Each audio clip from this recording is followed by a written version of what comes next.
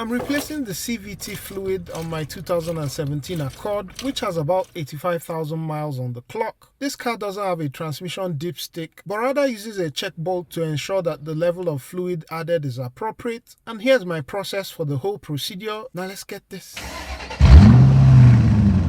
Since we're going to be working under the vehicle, we'll start by chocking the wheels, then I move in the floor jack, and after about 8 pumps on the handle, we have the vehicle up. We move in the jack stands on either side of the car and then lower the vehicle.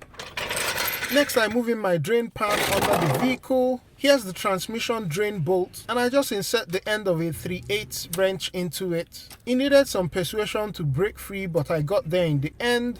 Out comes the drain bolt and the fluid begins to flow. To improve the flow of the fluid, I go up top and remove the fill plug. While that drains, is a good time to inspect the magnetic drain bolt.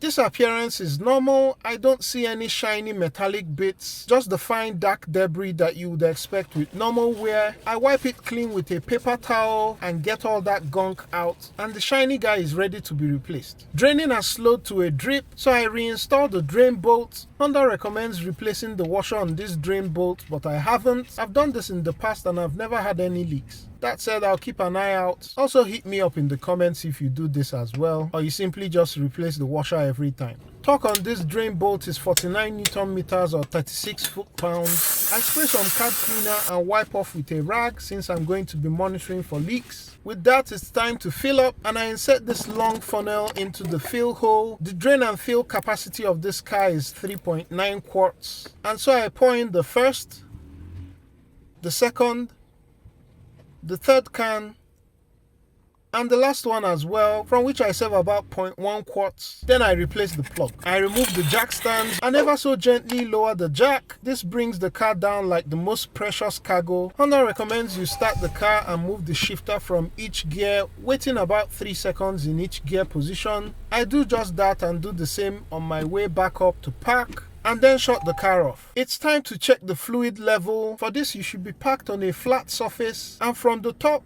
here's what the check bolt looks like. It's a 12mm and it's just above the drain bolt. I'll still give you a view from below, but let's crack it open with a combination wrench. Here's what it looks like from underneath. I slowly loosen the check bolt, and if your fill is within spec, you should get a drip from here. The bolt is off and you can see some fluid came out with it. Again, Honda recommends you replace the washer here, but I'm reusing mine. I'll leave a pinned comment if it ever starts to leak. Torque on the check bolt is 20 Newton meters or 15 foot-pounds. I'll leave some links in the description to the stuff I've used in this video, just in case you want to check them out or support the channel. Hope this has been helpful. Don't forget to subscribe if it has, and I'll catch you on the next one.